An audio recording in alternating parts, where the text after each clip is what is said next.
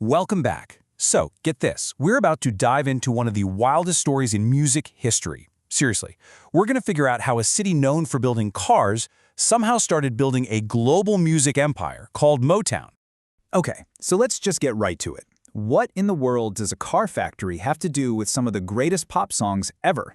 I know, it sounds totally random, right? But believe me, the answer to that question is literally the secret sauce behind a sound that completely changed music forever. But, before you can build an iconic hit song, you need the right parts, the right raw materials. And for Motown, it all started with this, the heartbeat before the hit, soul music. So what even is soul music? Okay, think of it like the ultimate starter pack in a video game. It's the base character you build your hero from. It's this super powerful style that mashes up gospel, R&B, and a little bit of jazz. It's got all this deep, real emotion, but at the same time, it has this killer beat that just makes you want to move. So let's break down that recipe, right? First, you've got these incredible vocals, the kind of raw power people get from singing in church choirs.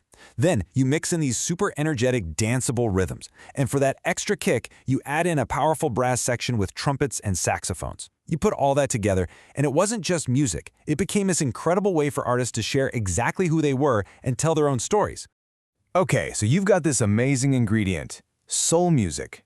But how do you take that and turn it into hit after hit after hit? Well, that's where a total genius named Berry Gordy Jr. comes in with his blueprint for success, the Motown Hit Factory. Gordy was from Detroit, which everybody called Motortown because of all the car factories. He cleverly just squished the words together to get Motown. And then he did something absolutely legendary. He bought a totally normal house, put a sign on it that said Hitsville, USA, and turned it into a non-stop 24/7 music factory. In this quote right here, this was his whole mission. He said, "I wanted to create music that everyone would enjoy, regardless of their background or where they lived." He wasn't just making music for a small group of people. He was trying to create a global sound that could bring literally everyone together. So how did he do it? He literally copied the idea from the car factories down the street. It was an assembly line for hits. Check it out. Step 1, you had songwriting teams crafting these amazing poetic lyrics. Step 2, musicians would come up with melodies so catchy they'd get stuck in your head for days. Step 3, and this is so key, artist development. They didn't just find good singers, they taught them how to dance, how to act, how to dress, how to be superstars. And then finally, step 4, quality control. Every single week, they'd have these intense meetings, and only the absolute best songs got the green light. It was just like leveling up a character in a game, making sure every single skill point was perfect before you hit the charts. But listen, behind all the famous singers and the brilliant guy in charge, there was a secret engine running this whole machine. It's time for you to meet the real unsung heroes of Motown. All right, let me hit you with a pop quiz. Who do you think played on more #1 hits than the Beatles, the Beach Boys, and Elvis Presley combined? No, seriously, think about that for a second. That's a huge number of hits. Any ideas? The answer? The Funk Brothers. These guys were Motown's ultimate secret weapon. This was the in-house studio band, a group of musicians who were complete masters of their instruments. So while the big stars were upstairs recording their vocals, the Funk Brothers were down in the basement, a place they called the Snake Pit, and they were laying down those unforgettable grooves that made every single Motown song so incredibly danceable. Nobody knew their names back then, but their sound, well, it was everything. All right, so the assembly line is running at full speed. The secret engine is humming. What comes off the line? Let's meet the incredible finished products. Introducing the Motown All-Stars.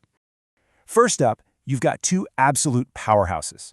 On one side, the Supremes. They weren't just big. They became the most successful female group ever with an insane 12 #1 hits, and they were global fashion icons. Then you've got the Temptations. This legendary group was known for their super sharp, synchronized dance moves and for creating this really cool new sound called psychedelic soul. But some artists that came out of this factory, they were more than just stars. They were on a whole different level. We've got to talk about the genius, Marvin Gaye. His story is just amazing. He actually started his career at Motown as a drummer. He had this unbelievably smooth voice, sure, but what really made him a legend was how he evolved. He started to write songs about really serious topics, big issues, and his own personal feelings, creating entire albums that people still consider to be musical masterpieces. And then, You have the prodigy. I mean, a kid who was a flat-out musical genius from the second he walked through the door. Stevie Wonder. Now check this out. Stevie Wonder was signed to Motown when he was just 11 years old. He was a master of the piano, the drums, and the harmonica, all while being blind. And as he got older, he basically pushed music into the future, playing with new electronic instruments like synthesizers to create sounds that nobody had ever heard before. A total game changer. So how do you even top all of that? How is that possible? Well, you do it with a supergroup that took the entire world by storm, the Jackson 5. This was a straight-up phenomenon. We're talking 5 brothers, led by this ridiculously talented kid named Michael Jackson. They just exploded. Their first 4 songs went straight to #1 in a row. Their energy was off the charts, the dancing was next level, and they brought the Motown sound to a whole new generation of fans all across the globe. So, we've seen the factory, we've met the secret engine, and we've seen the All-Stars. But this story goes way beyond Detroit. Let's talk for a second about Motown's global legacy. I mean, this chart really says it all. What started as just a local sound in Detroit, it blew up into a national sensation across the US, and then it just exploded into a global phenomenon. This music wasn't just topping charts, it was crossing oceans and breaking down social barriers, bringing all kinds of people together everywhere. So if you only remember one thing from all this, make it this. Motown wasn't just some record label. It was a perfectly tuned, hit-making machine that used a car factory mindset to build an empire of sound that changed music forever.